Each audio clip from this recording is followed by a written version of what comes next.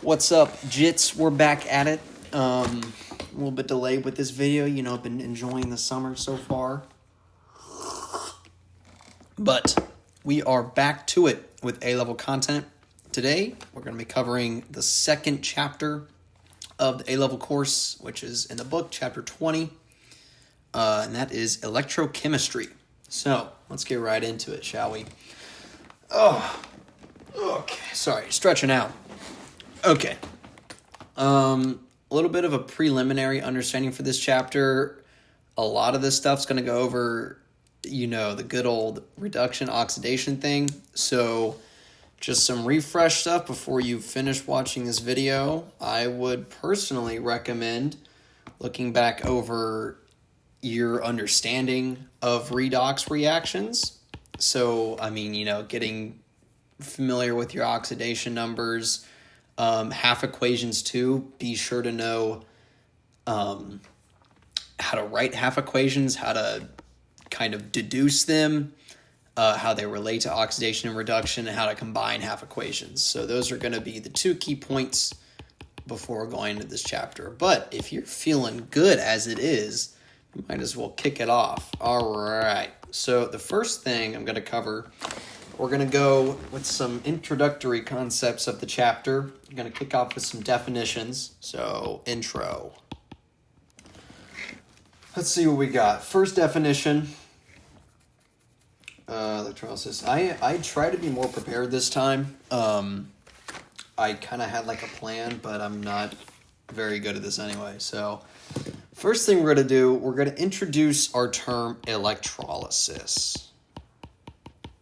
So what is electrolysis? The definition from what the book gives, it is the decomposition of a compound into its elements via an electric current. So basically, in terms of this chapter and what you'll see on the test, electrolysis will show up as pretty much nothing more than a definition. So, they're not going to ask anything crazy about this, but refer to the book just to get that memorized. But it does introduce us to our first diagram of this chapter, where we have a little tub filled with our electrolyte, Gatorade, right? And then you have electrodes within that electrolyte. All right, that should be sticking in the electrolyte.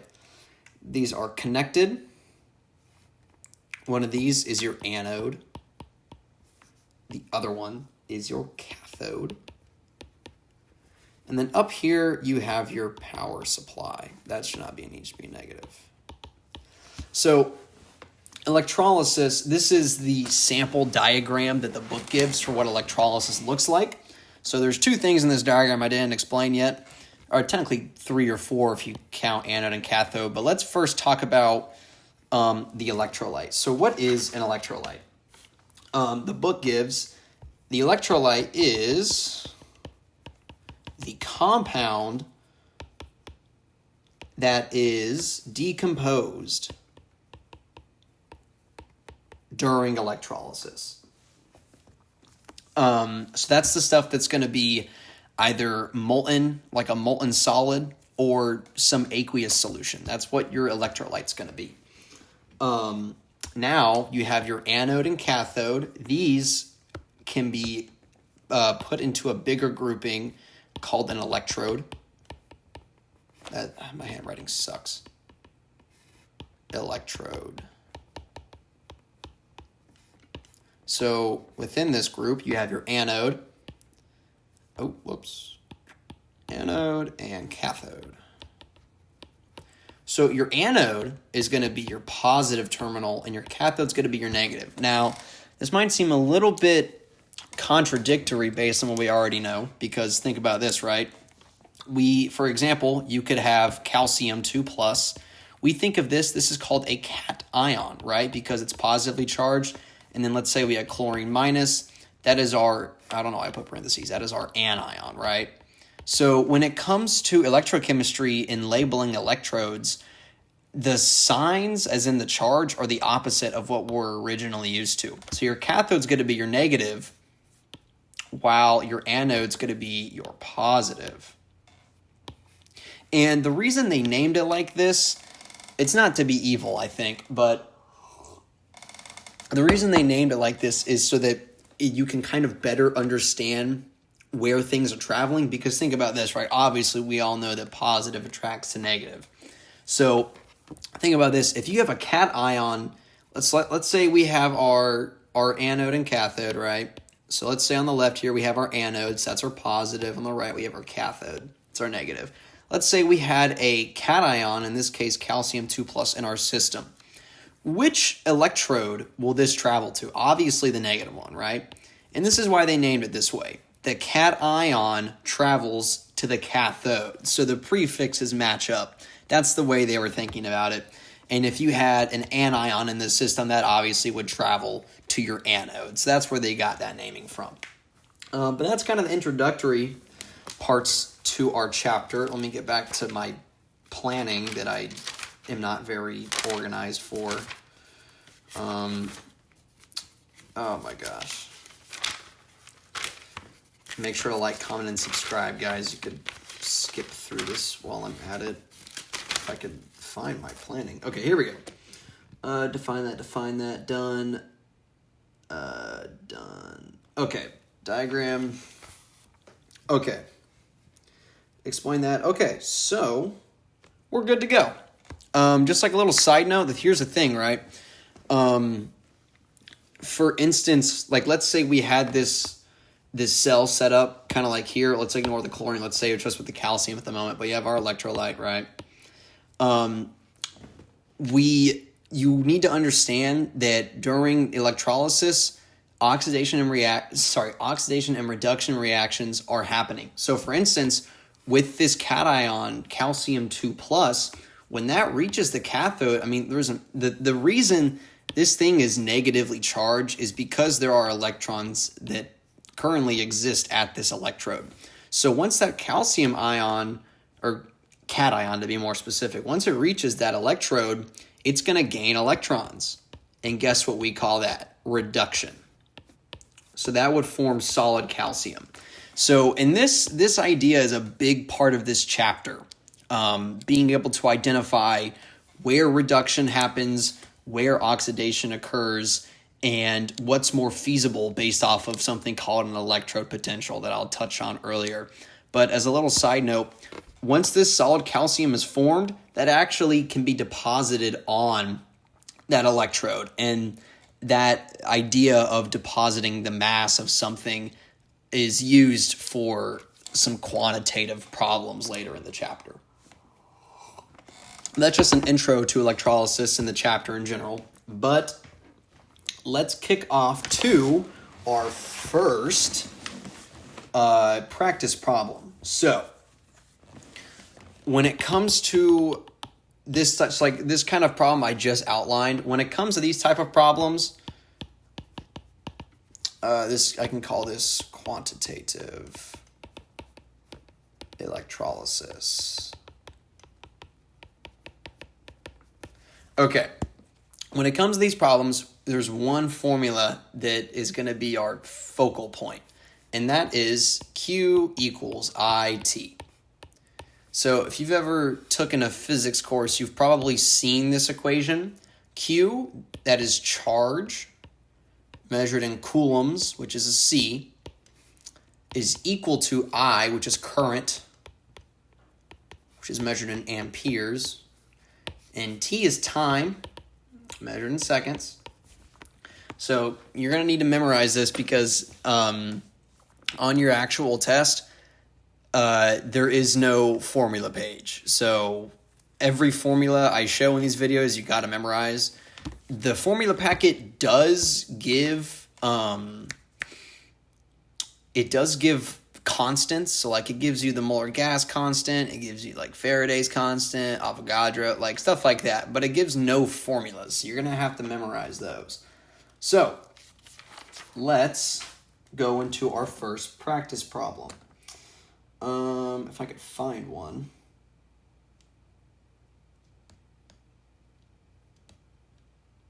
I should first introduce the idea of the Faraday constant. So, F, this is the Faraday constant.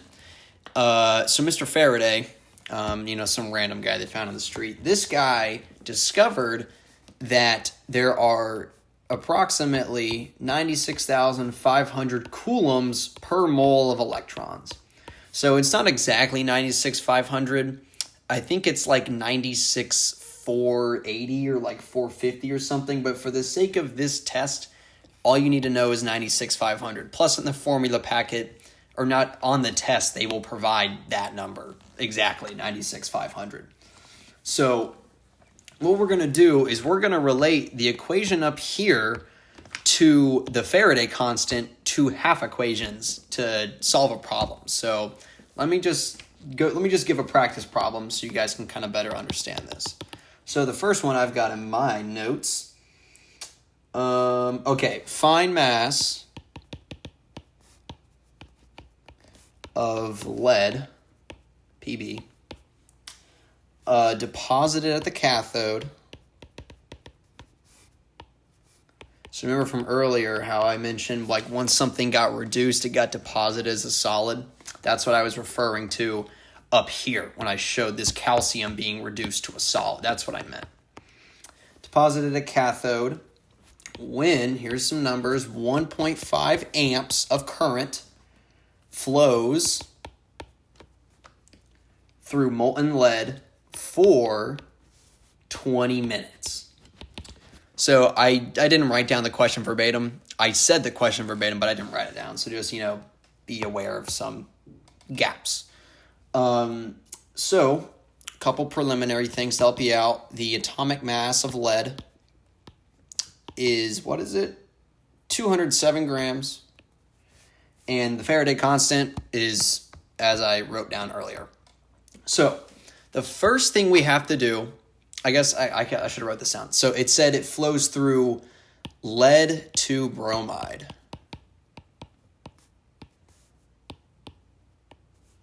So what does that look like? Lead to bromide. So we know that has a +2 charge. Bromine has a -1 charge. We have 2 bromines. So lead to bromide looks like this, right? So when it comes to these questions, we need to look at specifically, because it asks to find the mass of lead. So let's specifically look at the charge of lead in this. It said it's lead 2, so that's a pretty easy giveaway that it's a 2+ charge, right? So the first thing we need to do is understand what half equation is going on during this electrolysis process. So if this is a 2+, a lead 2 ion, well, its half equation is going to look like this. This is going to be the half equation that happens at the cathode. Because remember, at the cathode, we have reduction. So the reduction half equation looks exactly like this. I guess if you guys, to remember, because I got mixed up a lot, if it was reduction at the cathode or was it at the anode, there's a mnemonic that they did not show me, but ChatGPT did. It's kind of goofy. It's an ox and a red cat. So you can kind of see where this comes from. An ox, anode, oxidation, red cat, reduction, cathode. That's the mnemonic. Super goofy, but it works. So cathode, boom, reduction half equation. So look at this, right? We see that in this half equation, there are 2 moles of electrons that are being transferred, right? Because it's a 2+ iron. It's a 2+ lead, right? So let's think about this, right? Q equals IT. Well, guess what? We can find total charge transferred during this actual electrolysis, right? So it said earlier we had 1.5 amps times 20 minutes. We got to get that to seconds. So I'm going to multiply it by 60. That gets us a total charge from the actual electrolysis of, 1,800 coulombs. So here's the thing, right? We've got this 1,800 coulombs. Cool. What do we do with it from here? The thing we have to realize is that we can use the Faraday constant to set up a proportion with our actual charge. So here's the thing, right? if we had, the Faraday constant says we have 96,500 coulombs per mole of electrons, right? So we can set this equal to this proportion of the actual 1,800 coulombs per X moles of electrons transferred. So what we're trying to do here is, I'm trying to think of how to better explain this, but what we're trying to do here is, it's kind of like, it's like a mole ratio. That's what I was looking for. We're pretty much setting up a mole ratio. So we're saying that, if this current over such time actually transferred 96,500 coulombs, we knew that would be transferring an actual mole of electrons. But we're not actually transferring 1,800 coulombs. We're not actually transferring 96,500. We're actually transferring 1,800. So we're trying to find the equivalent of how many moles of electrons we have during this process, how many moles are transferred. And once we find how many moles are transferred, well, guess what? We can then apply the mole ratio, that 1-to-2 ratio between lead and electrons. So let's solve this. We get X is equal to, where's my calculator? So solving for this, I'm getting 1,800 over 96,500. That's equal to, 1,800 divided by 96,500. I'm getting 0.01865. So that's the amount of moles of electrons that are actually transferred in this process. Guess what? Let's mole ratio. Remember, we had in this half equation, we deduced that there is a 1-to-2 ratio between lead and electrons. So X to 0.01865, simply divide this by 2 to get the amount of moles of lead. So we divide this by 2. I'm getting 0.009326 moles of lead. Guess what? We are almost there. It said to find the mass of lead deposited. Well, how do we find mass of something? We know the amount of moles. Multiply it by its atomic mass, right? So we have 0.009326 moles of lead times 207 grams of lead per 1 mole of lead. Multiply that out, you get 1.9306 grams of lead. I'm rounding here, but that would be your answer. That's it. So I know I was kind of back and forth on that explanation, but it's pretty simple. I'd say the first step is find coulombs transferred, right? And then from there, look at your half equation, find coulombs transferred, then using the Faraday constant, set up that proportion. Then once you know the amount of moles of electrons transferred, use your molar ratio to find moles of your substance and then convert that to grams. It's that simple.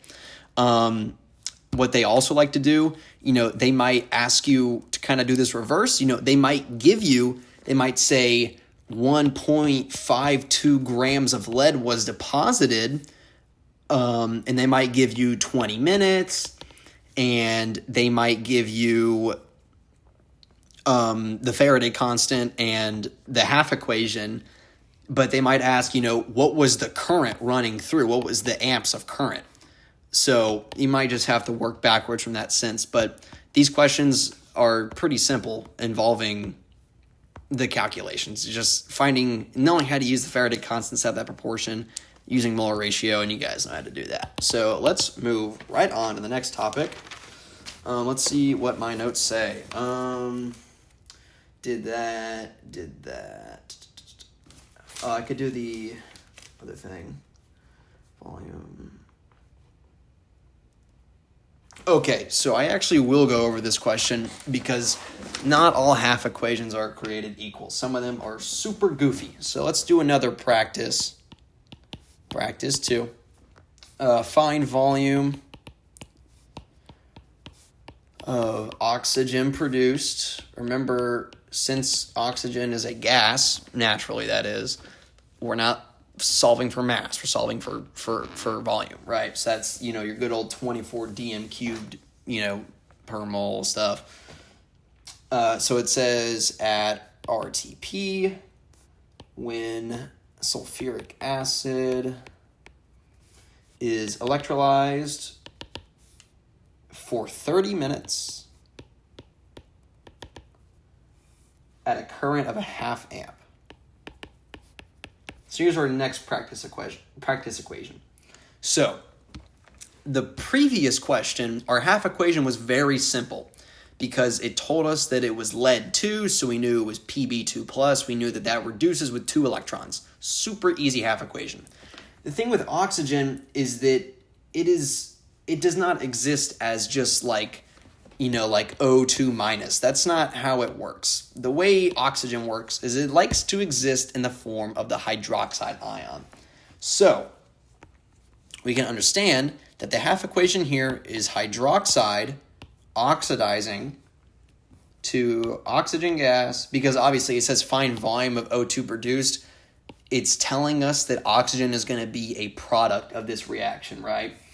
So then plus 2 H2O. This is just kind of something you got to know beforehand. When you oxidize hydroxide ions, you're producing oxygen gas and water. So from here, what you could do is simply balance this out. We know that we have 4 oxygens and 4 hydrogens on the right side, so that means there needs to be a 4 here. But once we have this 4, we also need to balance out our charges. So on the left side, we have a total of -4. On the right side, currently, we have a total of 0, so we need to balance that. So simply on the right side, add 4 electrons. Boom. There's your half equation for when you're messing with oxygen. The weird ones, from what I remember right off the top of my head, I believe it's oxygen. I think sulfuric acid has a weird one. Sorry, I just spilled coffee on myself, so I am cleaning that up right now.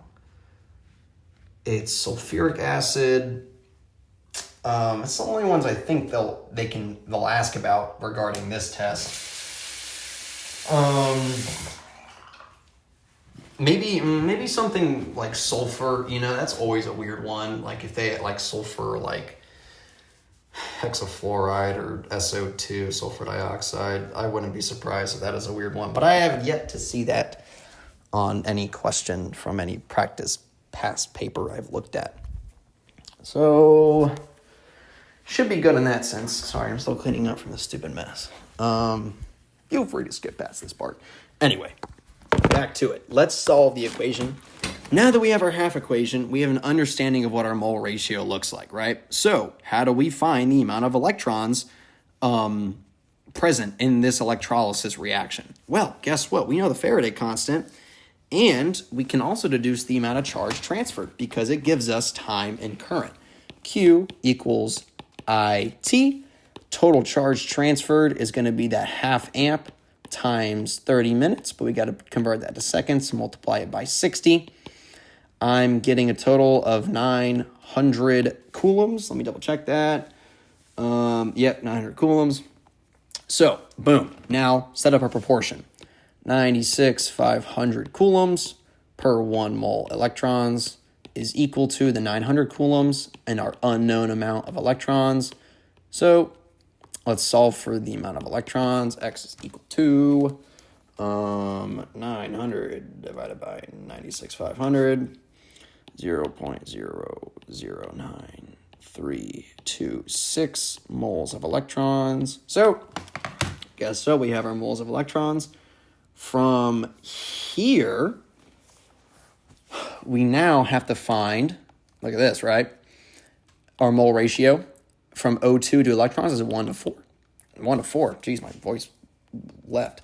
So, simply divide this by 4 to get our moles of O2. 0.09326 over 4, and that gets me 0.002332 moles of O2. Wants the volume. Guess what? At RTP, we have 24 dm cubed per mole of gas. So multiply that by the number we just got, times 24, and we get a final answer of 0.05596 dm cubed of O2. That's your answer. So the main difference between this one and the one I just did earlier with lead is it's just the half equation. So if you're dealing with a electrolysis question where it mentions, because like these goofy half equations show up with stuff like gases like O2. So if it has a question where it's asking about electrolysis of like a molten solid, that's gonna be your go-to simple half equation like we saw from earlier. But if it talks about the gases or stuff like that, you might run into a quirky one because it's kind of hard to, because like gases really don't, like an O2 minus ion, like those don't exist naturally for the sake of the scope that we're concerned with. So in this case, that exists as the OH minus ion. So from here, let's continue. All right, what's next in my, the Avogadro constant thing, isn't it? I think so. Okay, so branching off of what we know, we're going to introduce another equation, F equals LE. This is the relation of the Faraday constant to the Avogadro constant to the elementary charge constant. So F is Avogadro. It is not. F is Faraday, which is that 96,500. L is Avogadro. E is elementary charge. So the actual numbers here, 96,500 is equal to 6.02 times 10 to the 23rd times 1.6 times 10 to the negative 19, right? We all know these numbers. Now, what they could ask on a test is they might give you some data and ask you to like prove Avogadro's number based off of this equation. So let's go into a practice problem. Okay. So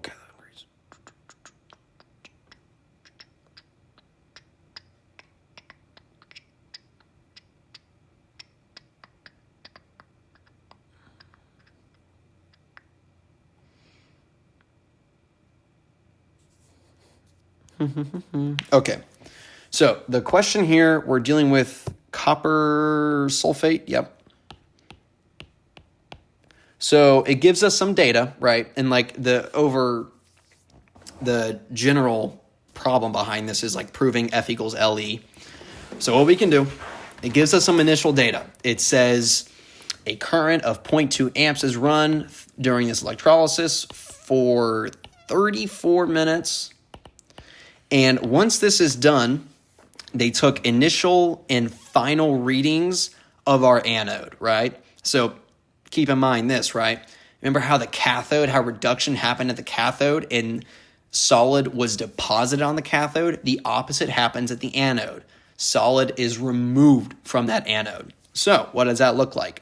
At the anode, our initial measurement was 56.53 grams. Final measurement after the 34 minutes was 56.4. So 0.13 grams of copper was removed. We're going to use this number, obviously. So here's the thing. First thing we're going to do is associate, because remember with the previous questions, we would write the half equation and set up a proportion with the Faraday constant to find moles of electrons.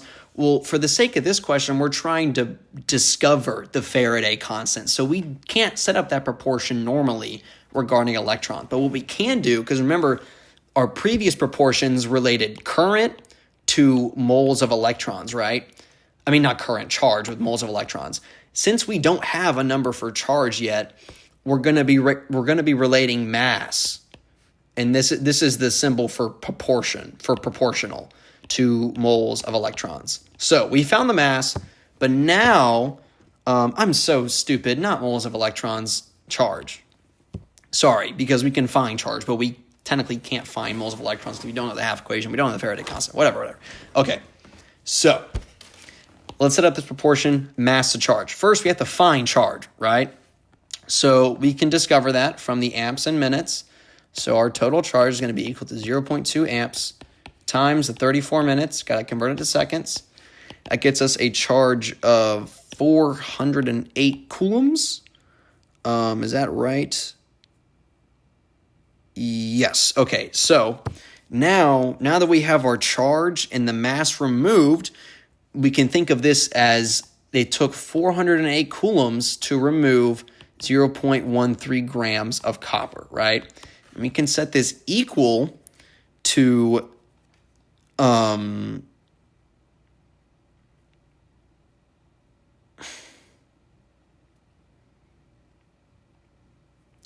do I explain this? Okay, because here's the thing, right? We're trying to find the Faraday constant, right? Which means how many coulombs are there in 1 mole of electron, right? So we're trying to discover, we're trying to get to this 1 mole of electron, right? And let's look for a second at this half equation.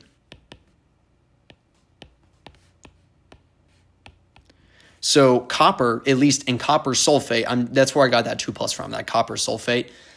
2 moles of electrons are transferred, right? So we're trying to discover how many moles, or we're trying to discover how many coulombs of charge associates with this half equation, right?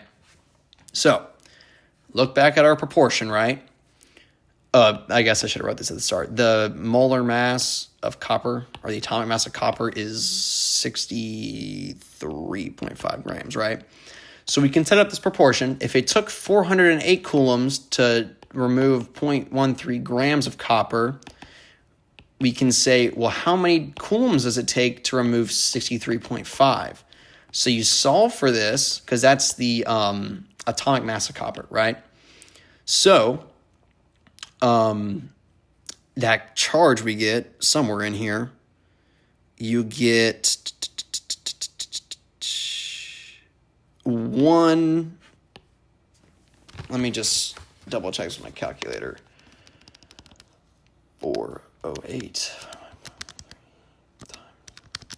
you get 1,99292. I'm just going to keep it a whole number, coulombs.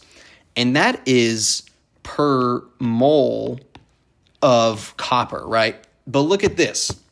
So cool, we've just found the Faraday constant per mole of copper, but we need to find the Faraday constant relative to 1 mole of electrons, right?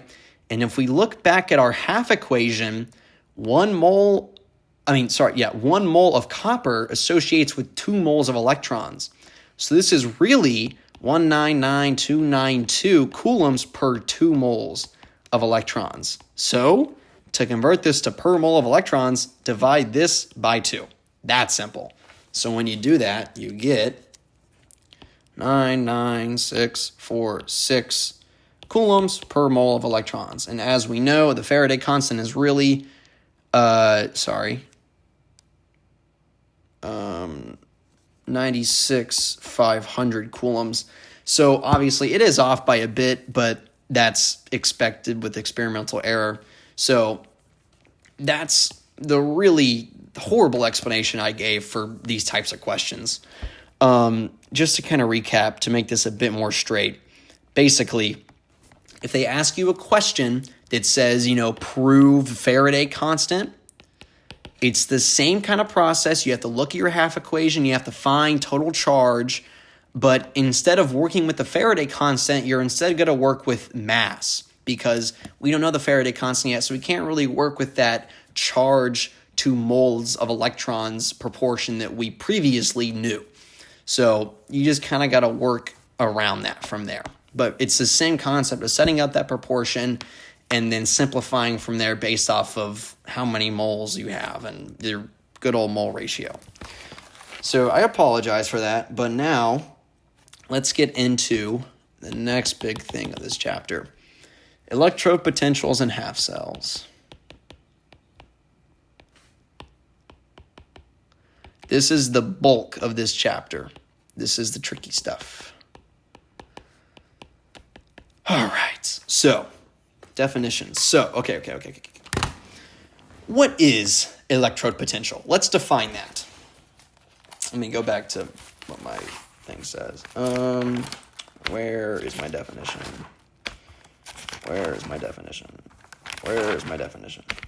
Okay, so bear with me for a second. Let me define half cell first, because they kind of messed up the order on this, these stupid Brits.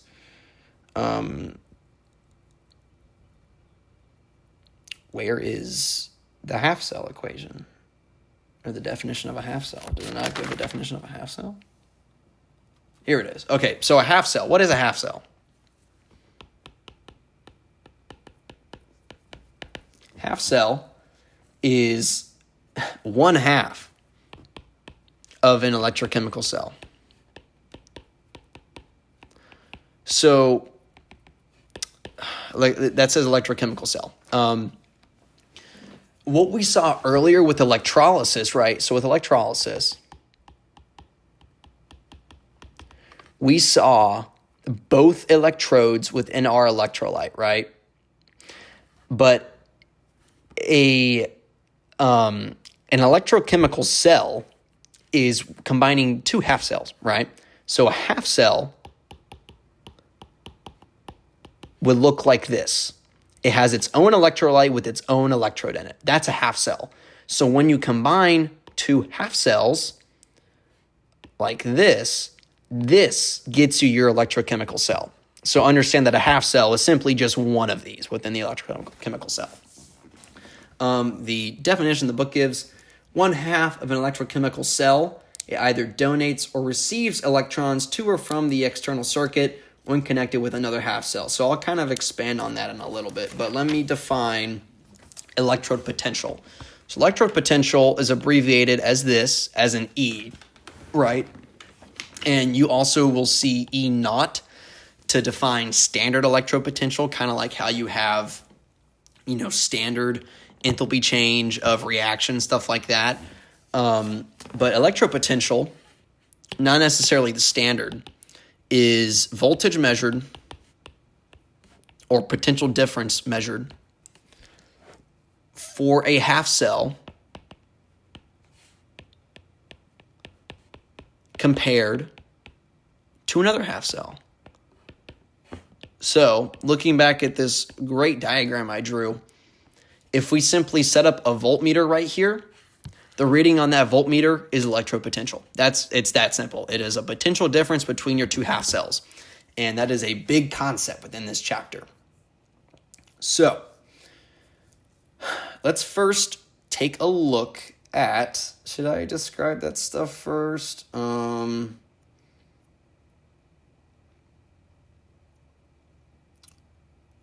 Okay.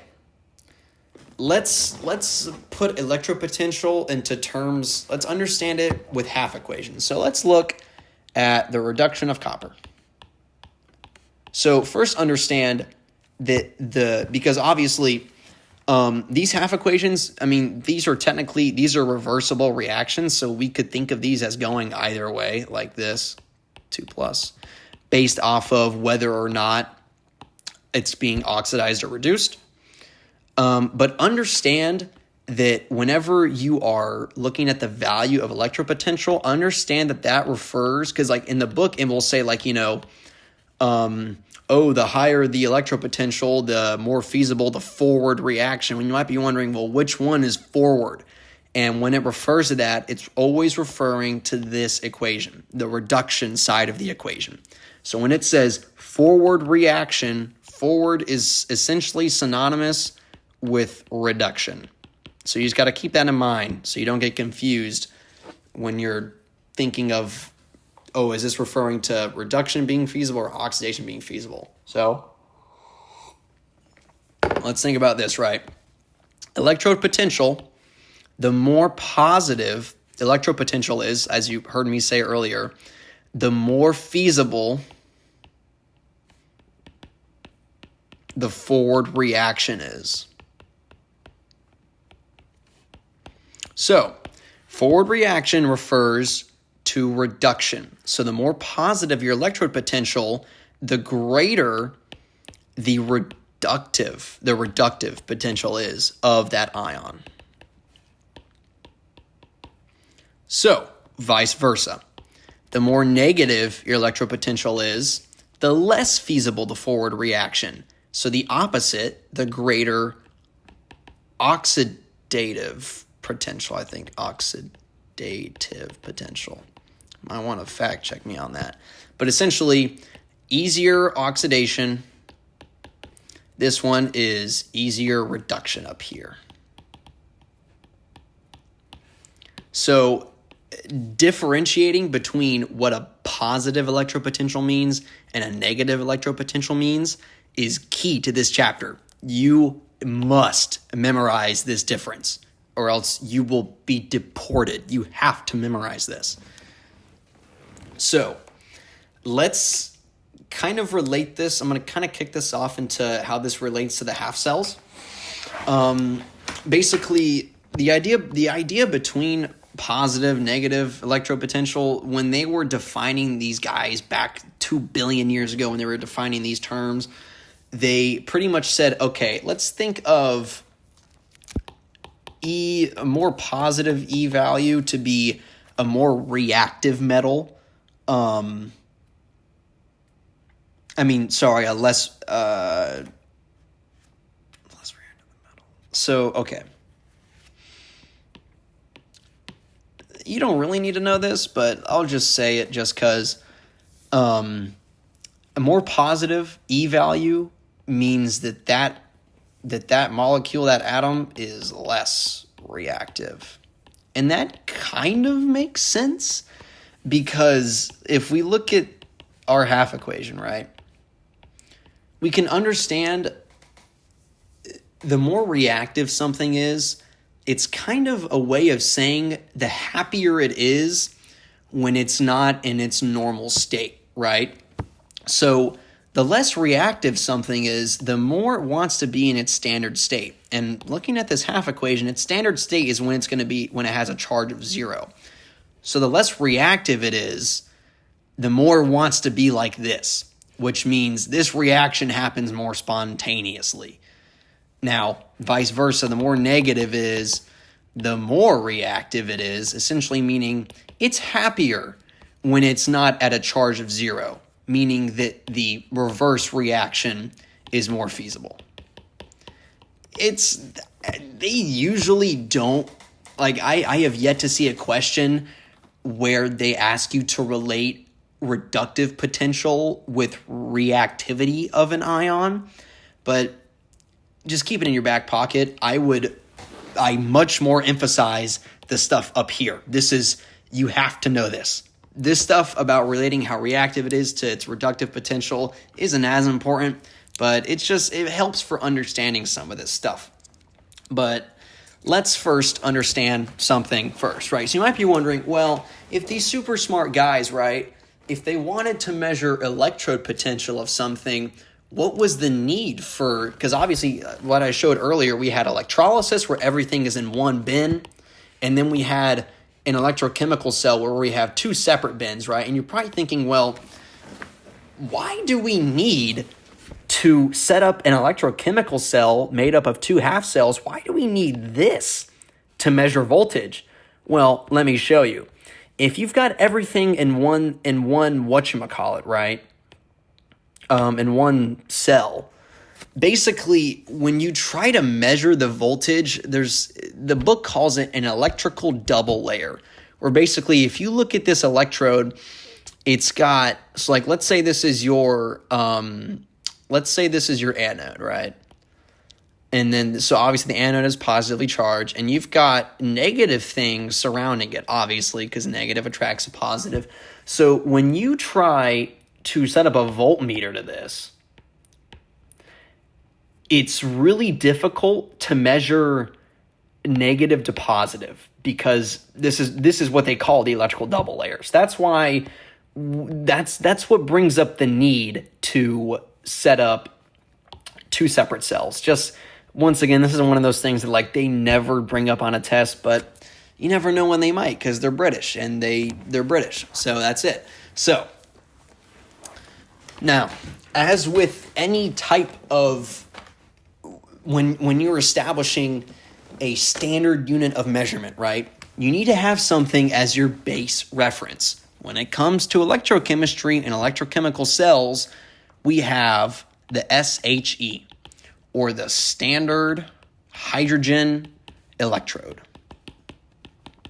Now, this is our reference. This has an electrode potential of 0 volts. It is our reference. So if we're trying to find the electrode potential of a particular half cell, we compare it to our SHE. That is the purpose of the standard hydrogen electrode. Now, what does the SHE consist of? Well, it consists of H2 gas at 1 atmosphere, or 101 kilopascals, with H plus ions at equilibrium that have a concentration of 1 mole per dm cubed. That is your standard hydrogen electrode. Now, what does that look like in regards to a diagram? Let me draw the SHE half cell. And keep in mind, on this chapter 20, they like to ask diagrams for this chapter. So like on your test, they might ask, draw a labeled diagram of the standard hydrogen electrode. Or they might say, draw a labeled diagram of an electrochemical cell consisting of the standard hydrogen electrode and maybe like a Cu2 plus Cu half cell. So it's good to know. There's 3 types of half cells that I'll go over in a second, but I'm going to establish how to draw the SHE first. So you have your tub, right? And then you have your electrolyte and surface of the electrolyte. You have your electrode. And basically, when you're drawing a half cell, it needs to include 3 things. One of those is your electrode. And keep in mind, your electrode it has to be something solid. Like if you ever did this experiment, like in the class, your electrode, which is this beautiful rectangle that I drew, it's usually like a thin sheet of metal. So in the standard hydrogen electrode, that electrode, or the thin sheet of metal, is platinum. The reason they use platinum is because it is relatively inert. You don't need to know why it's relatively inert. You can look it up if you want, but for the sake of the test, they might ask, why do we use platinum for the standard hydrogen electrode? Because it's relatively inert and it won't affect our measurements. That's it. It's that simple. Your electrolyte, all you got to do, label it. I'm skipping. The second part you have to label is your electrolyte, which is your liquid, or aqueous, I guess I should say. In this case, this electrolyte is H plus ions, right? Label them as aqueous. If you want, you could specify it's at 1 mole per dm cube.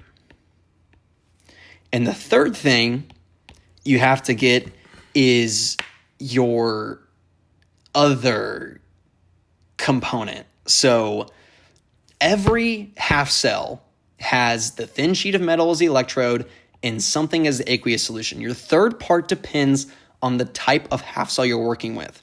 So I'll explain that later about the different types. But for the cell we're working with, our other component is gaseous. So the third one, we have to show a gaseous compound. And the way you do that, at least the way they want you to draw it, you draw a delivery tube like this, and you draw H2 as a gas going in. And you have to make sure that the gas that's coming in is coming into contact with your electrode. So that's how they want you to draw it. But this would get you full marks. This would get you full marks if they asked to draw the standard hydrogen electrode. I'll go into detail how to draw different types of half cells in a little bit. But next thing, what do I have next in my notes? Did that. Did that.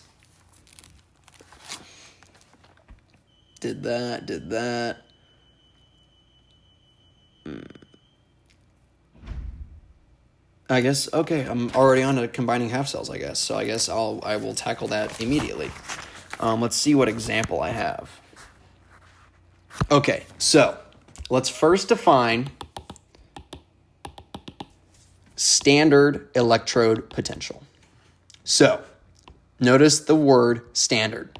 This is defined as E naught, as I mentioned earlier. So the definition of standard electrode potential is the voltage or potential difference measured when a particular half cell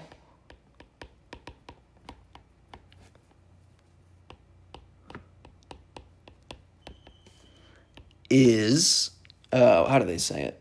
Connected. Okay, is connected to your standard hydrogen electrode.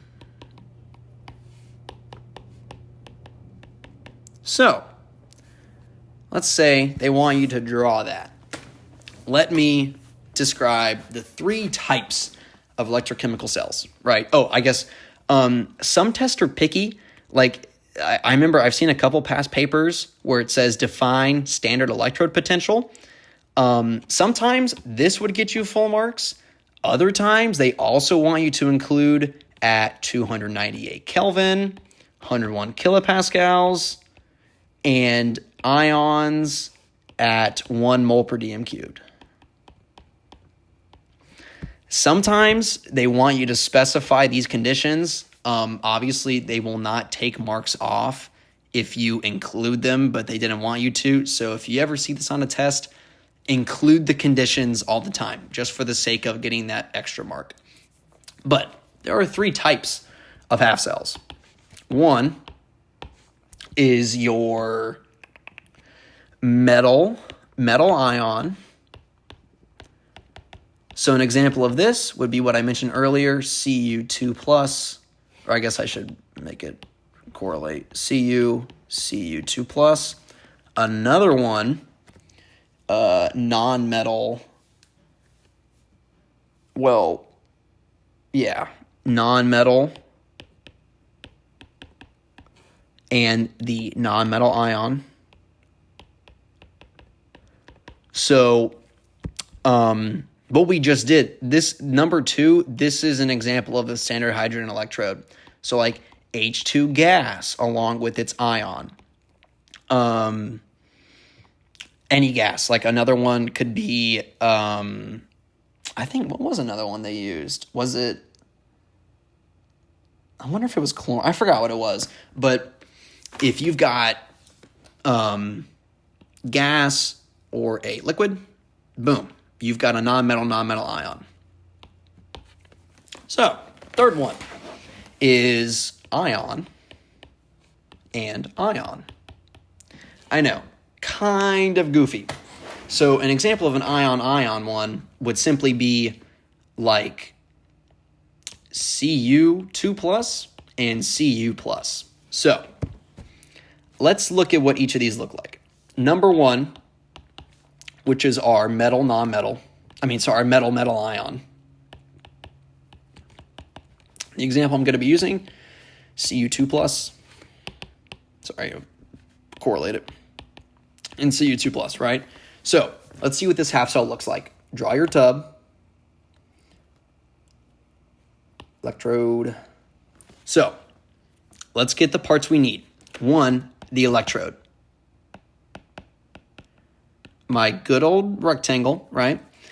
The electrode it defaults to whatever is your solid in this half cell. So obviously this Cu, since it has a charge of 0, is solid. Obviously this ion over here is not Qa, it's aqueous.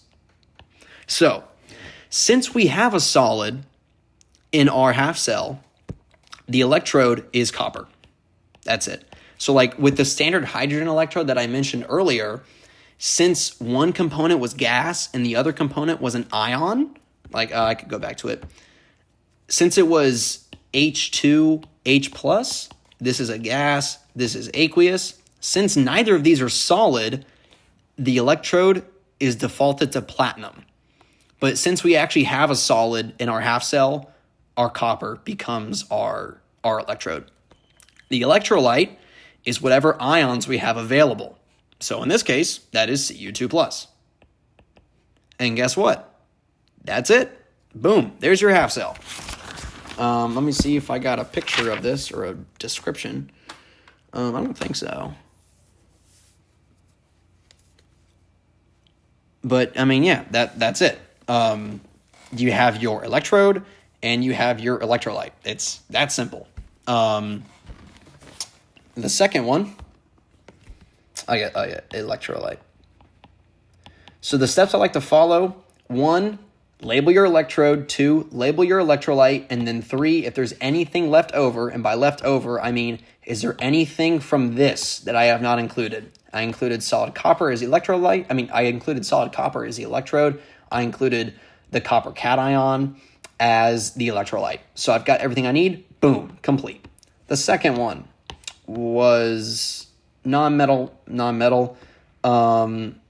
You can refer to this one over here. This is an example of the non-metal. But now I'm going to refer to the, I'm just going to say C above. 3 is going to be our ion. So an example of this would be copper 2+ and copper plus. So let's draw this. Get your tub, electrolyte, electrode. Boom. First things first, electrode. Well, neither of my components are solid.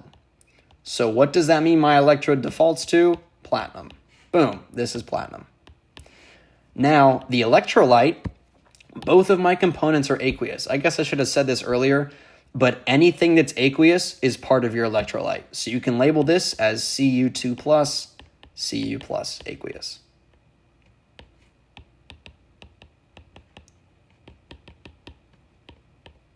Boom. So that's it. We got through our first 2 steps, and every component we listed is labeled.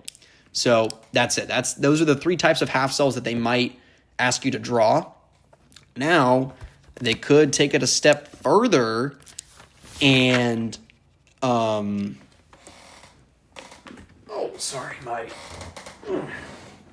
my back hurts. They might ask you to draw a connected thing. So, do I have a periodic table on me? I do. Nice. All right, so let me come up with something. Let's say draw electrochemical cell of let's do standard hydrogen electrode, and let's do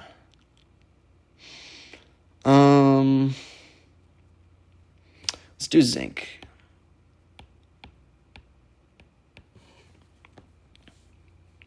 Okay. Actually, I think zinc is 2+. I believe so. Okay, so remember, electrochemical cell is the combination of 2 half cells. So when it asks these types of questions, it will probably also specify, like, construct the diagram. Like, I wrote this question as like a short form example, but on a test, what they might ask is like, construct the diagram that you could use to measure the standard electrode potential of a Zn2+ half cell. So when it says that, it doesn't explicitly state standard hydrogen electrode, but we know that when we're trying to measure standard electrode potential, that our half cell is going to be measured against the SHE, standard hydrogen electrode, right? So let's just get used to drawing this. So first thing I'm going to draw is our standard hydrogen electrode.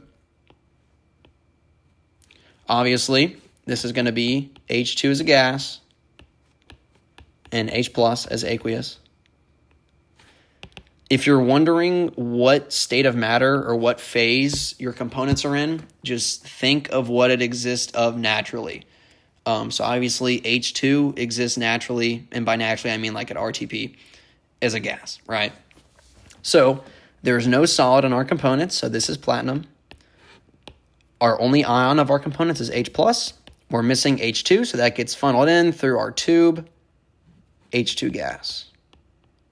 Perfect. Boom. There's one half cell. I'm going to remove this. Now, our other half cell, our solid is zinc. Electrolyte is our ion. Boom. Done. Now, when it comes to connecting these, all you got to do is two more things. One, you draw what we call a salt bridge. You can literally label it salt bridge. The purpose of the salt bridge is to provide a connection between the half cells. So this salt bridge is used to literally let electrons flow between cells. Then, since we're trying to measure voltage, guess what we need? A voltmeter, a voltmeter connected to the two electrodes. So keep in mind, when you're drawing this, the ends of your voltmeter have to come in contact with your electrodes. So boom, this would be full marks. It's not pretty, but it's full marks. That's how you combine half cells. And then from there, you just got to understand, this didn't have to ask standard hydrogen electrode. This could have asked for like the Cu2 plus Cu plus half cell. So in that case, I'm drawing a different half cell, but I'm connecting these in the same way. So it's always with the salt bridge, always with a voltmeter. That simple. All right. What is next in my notes? Dun, dun, dun, dun, dun. Kind of explain that. Did that. Okay, I'm going to touch back on electropotential. Oh, no. I need to touch on this. Okay, so let's look at this, right? Let's say we have a question that says, this is, okay, the question about the stuff I'm about to talk about is also a big part of this chapter. Let's say, now granted, these numbers aren't going to be accurate. I'm literally just coming up with these off the top of my head. Let's say like this is like a multi-step thing. Let's say it says construct diagram of electrochemical cell of a, let's do calcium 2 plus calcium, and let's do, let's do the copper 2 plus. So this is part I, right? Let's construct our diagram. Doing the calcium first.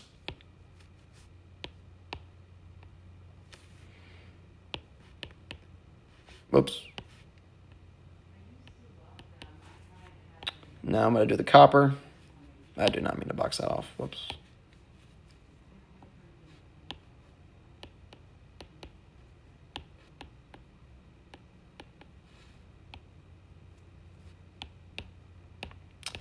Connect these with a salt bridge.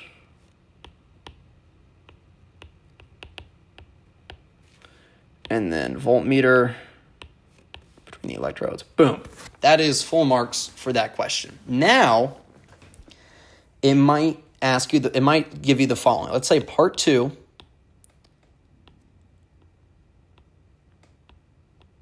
Let's say it gives you the standard electropotentials of our two half cells. So let's say the standard electropotential of our calcium Ca2 plus half cell, let's say that is equal to plus 1.73 volts.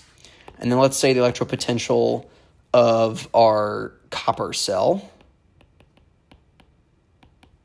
was, plus 1.18 volts, right? Now, let's say this question asks, what is the reading on the voltmeter? So understand this. The voltmeter is going to read electrode potential between these two half cells. How do you calculate electrode potential between two half cells? Simple. Find the difference between their standard potentials. So it's simply, whoops, what the crap? This thing is lagging on me. It is simply equal to, in this case, 1.73 minus 1.18. That is equal to what? 0.55? I hope I did that math right. I think so. So that would be your electropotential between those two half cells. It's that simple.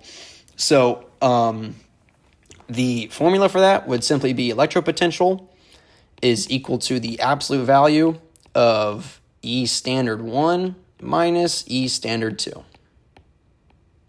That's it.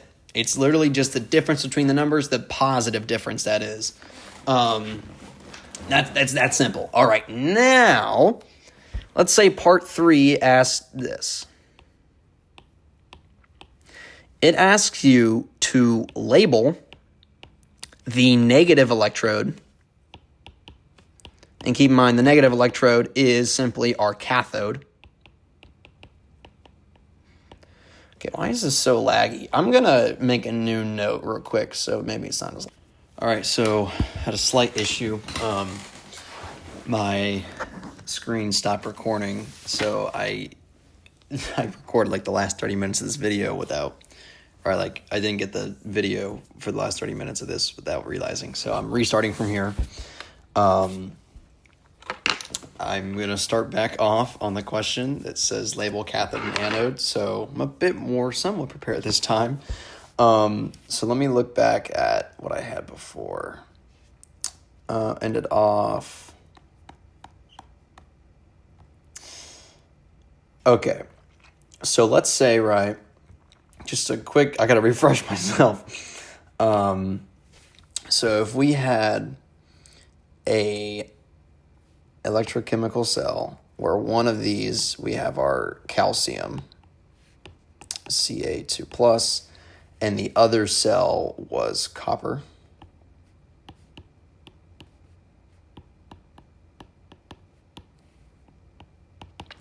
All right, and these are connected. And let's say it asks us to label the cathode and anode. Now, before we can do this, I kind of have to explain two different types of circuits. So, this is all the stuff that I thought I was recording, but I was not. So I got to go back through these. But there's two types of cells that we can be dealing with regarding this content. So, and the funny thing is that the book does not talk about this at all. Two different types of cells. One is electrolytic. The other one is galvanic. So, there's one key difference between the two of these, and that is how the cathode and anode is labeled. So, in an electrolytic cell, your cathode is your negative electrode, and your anode's your positive. In galvanic, it's the opposite. Anode's the negative, cathode's the positive. Why did they come up with this? I don't know. But the key thing to understand here is that reduction in both of these types of circuits, reduction still occurs at the cathode and oxidation still occurs at the anode. It is simply whether they are labeled positive or negative that changes. So, looking back at this question, they will like indirectly specify, they might say label the cathode and anode. They'll either say in the external circuit or internal. If it says external, that's referring to the galvanic circuit, and internal is referring to the electrolytic. The logic behind that has to do with whether or not the circuit is directly involving the electrolyte.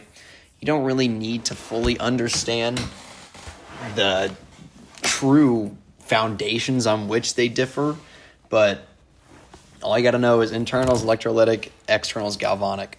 So another thing that kind of helps to understand these circuits is that the type of flow that they deal with. So here's me explaining these from the previous recording that never happened. So in an electrolytic or an internal circuit, this follows conventional flow of electrons. In your galvanic or your external circuit follows actual electron flow. So, what does this mean? If you've taken a physics class, you know the difference between these. I did not spell conventional right. Whatever. Conventional flow is when you have a flow of electrons from your positive to your negative electrode. And this is a bit counterintuitive because electrons obviously are negatively charged, so you would expect them to go from negative to positive, but that's not what conventional flow is. Conventional is from positive to negative. And that makes sense in an electrolytic cell because if we remember, in at our anode, right, that is where oxidation occurs, right? And likewise, reduction occurs at our cathode. So it makes sense for it to go positive to negative because oxidation is the loss of electrons. Our anode is losing electrons for them to go to the cathode where it gains electrons or it gets reduced. So that makes sense in that way. So that's for the electrolytic cells. That's conventional flow. For the galvanic cells, it follows actual electron flow, which is the opposite, from negative to positive. So we can use this logic to determine which electrode is the cathode and which one is the anode based off of which circuit we're looking at. So back to this question, let's say it asks us to label cathode and anode in the internal circuit. So that's how we know we're dealing with the electrolytic cell. And as we know in the electrolytic, that's conventional flow. So that's going to be positive to negative, right? So how do we find out which one's which? We have to look back at our electropotential values. Let me clear some space. And delete. All right. So let's say it says for the internal circuit, right? Well, looking back at the electropotentials I came up with earlier, let's see the electropotential of the calcium one was plus 1.73 volts, and the electropotential of the copper one was, I think I said plus 1.18. So how do we deduce which one's which? Well, we have to first remember that we can relate electrode potential to reductive potential. So as we know, the more positive our electrode potential is, that equals more reductive potential. And I touched on the deeper logic behind that earlier in the video, so feel free to go back to that if you need a refresh. I act like this video will make it seem like I said that 20 minutes ago, but I'm literally recording this the day after I messed up, so whatever. So obviously, the calcium half cell has the higher electropotential, so that means this one has more reductive potential. So this is the electrode that will be getting reduced, and as we know, reduction happens at the cathode. And vice versa, this will be getting oxidized. That's the anode. So going back to our diagram, we know that our calcium half cell needs to be our cathode, right? And our copper needs to be our anode. So if we're looking at the internal circuit and we're looking whether to label this positive or negative, we can look back at our chart. Well, in an electrolytic cell or our internal cell, the cathode is negative and the anode is positive. So that's simple. Write it in. If it asks you to label the flow of electrons, simply in both circuits, the flow of electron is going from what's being oxidized to what's being reduced. So that's going to be anode to cathode always. So the flow of electrons would be like this. All right, now let's say it asks for the external circuit. Well, this is still our cathode because reduction is still occurring at this electrode, which means this is also still our anode over here. The only thing that's changing is how we're labeling these. So now instead, this cathode would not be labeled as negative, it'd be labeled as positive, and vice versa, this is now negative over here. And the flow of electrons would still be the same way, from anode to cathode, that is. So that's the simple premise of the different types of circuits that they could talk about.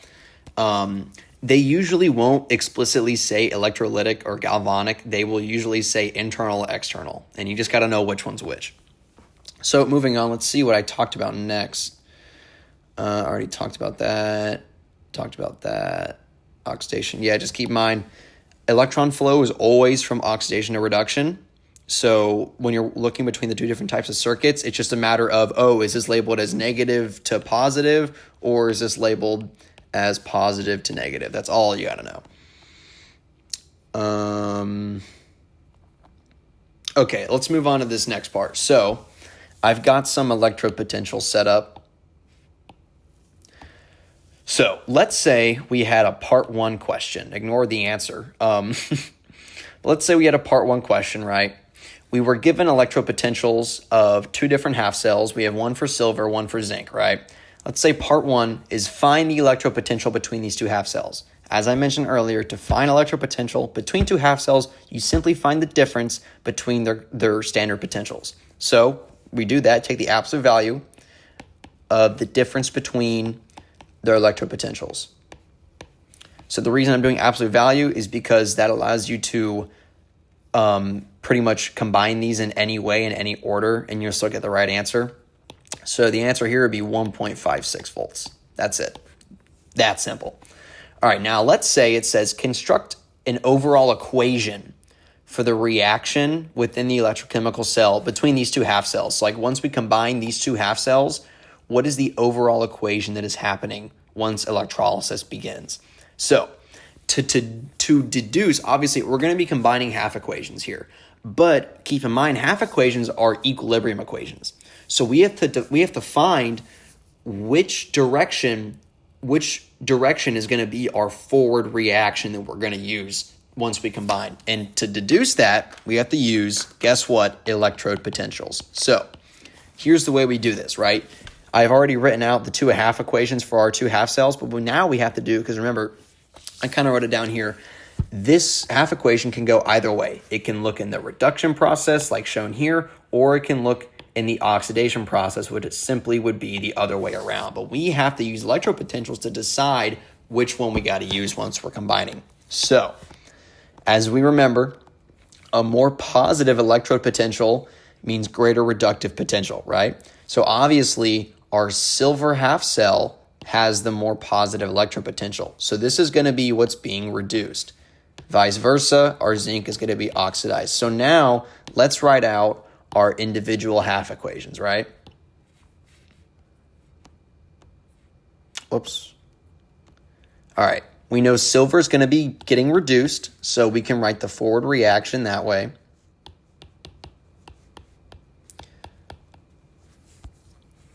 And we know zinc is going to be getting oxidized, so we can write its forward reaction. Whoops.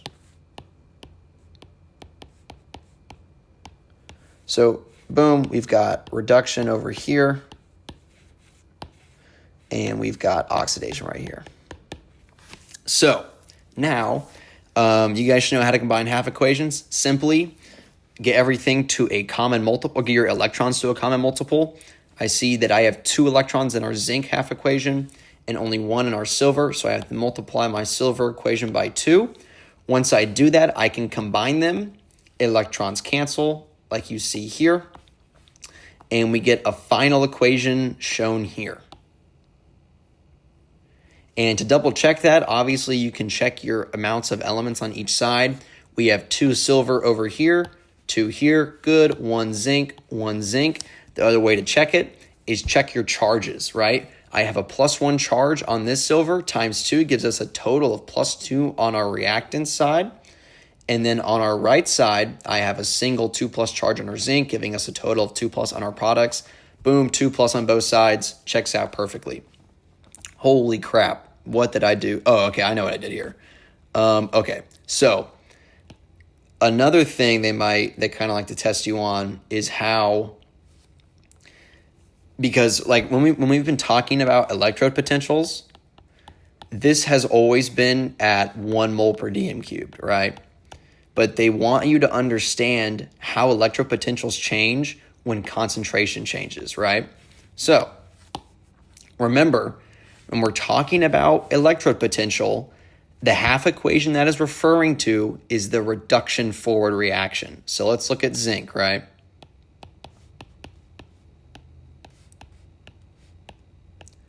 Electrode potential would be referring to this half equation, right? So think about this. Oh, I forgot to turn on Do Not Disturb. so I don't get notifications. All right, still recording. Good. Okay. So if we think about it like this, right, we know that the more feasible this forward reaction is, the more positive our electrode potential, right? Because that shows greater reductive potential. So think about this. If we increase our concentration of zinc from 1 molar to 2 molar, well, guess what? And by of zinc, I'm referring to of its ions. So if we increase the concentration of zinc 2 plus ions from 1 to 2 mole per dm cubed, well, look what's going to happen. We're increasing the amount of reactants we have. And as we understand with equilibrium reactions, that shifts our equilibrium to the right. So now we're going to be producing more of zinc with a charge of 0. And since we're producing more of that, that means that this forward reaction is becoming more feasible. And guess what? A more feasible forward reaction means a more positive electrode potential. So previously, our electrode potential at 1 mole per dm cubed for zinc, so at 1 molar, it was negative 0.76 volts. But at 2 molar, this might not necessarily increase all the way to a positive number, but it's going to become more positive. So it could be negative 0.4 volts. So a type of question they might ask is, the standard electrode potential at 1 mole per dm cubed for zinc is negative 0.76 volts. And they might give you like a table or like a true or false thing. And it says, if the concentration of zinc 2 plus ions is increased to 2 moles per dm cubed, how will its electrode potential change? So obviously that increase in concentration means that equilibrium shifts to the right. This forward reaction is more feasible. Therefore, it has greater reductive potential, which means it has to become more positive. And obviously it works the other way around.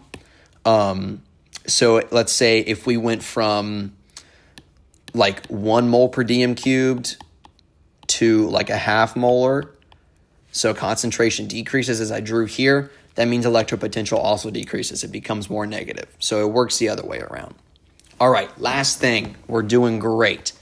The Nernst equation. What is the Nernst equation? Well, buddy boy Nernst came up with this 2 billion years ago when he said, hey, it's really cool that we have standard electrode potentials, right, at 1 mole per dm cubed.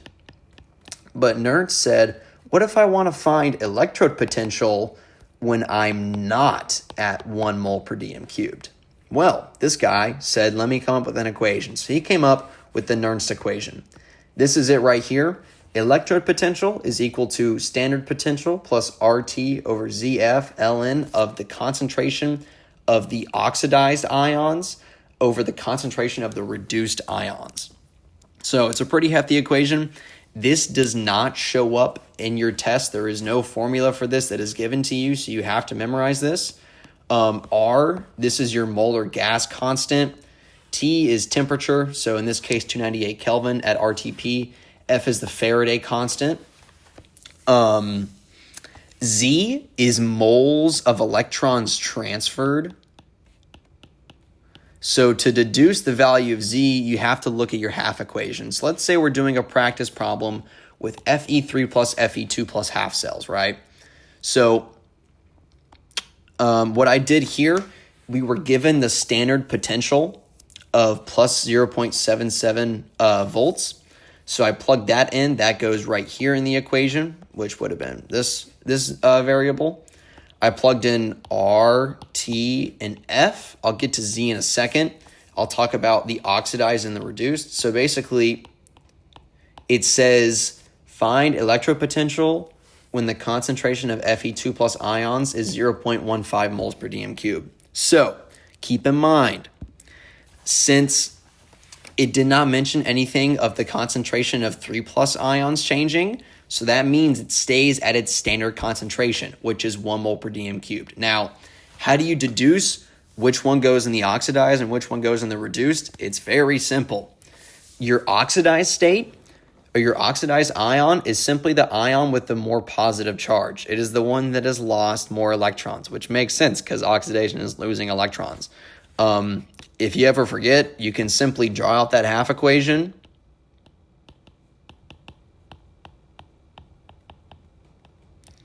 Obviously, once it gains an electron, that creates your reduced form. And if you look at it the other way around, once it loses the electron, that creates your oxidized form, right?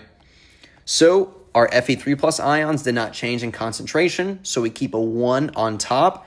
The reduced ions did change in concentration because it says it went to 0.15.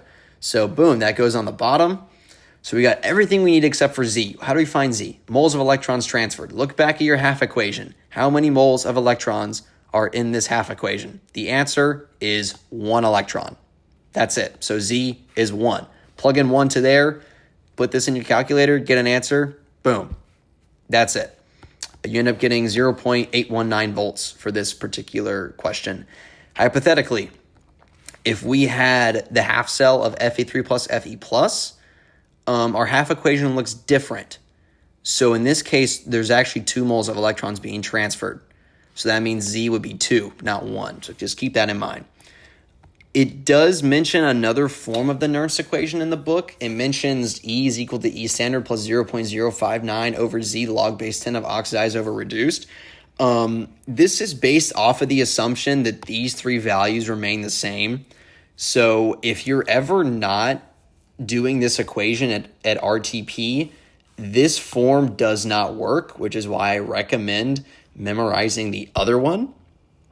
So, but for the sake of this course, they say that memorizing this works just fine because I'm assuming they will not give any different values than these 3 constants. So feel free to memorize it. I fully recommend memorizing the other one so that going forward, if they ever change one of these 3 values, then you know what to do. But it's there if you need it. And there is a proof behind converting to log base E or natural log to log base 10. You don't need to know it, but it's this.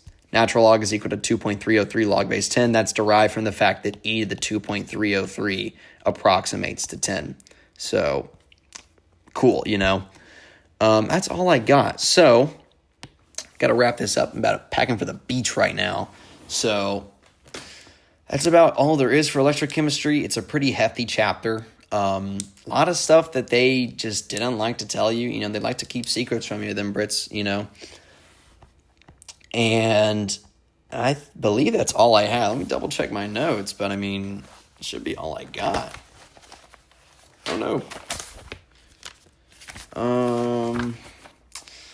Yeah, that's all I got. So if you guys got any questions, feel free to leave them in the comments below. I will totally be checking my videos for comments to answer questions because I totally will be on top of that. But other than that, I'll try to get a future video out for chapter 21 as soon as possible. But other than that, I will see you guys in the next episode.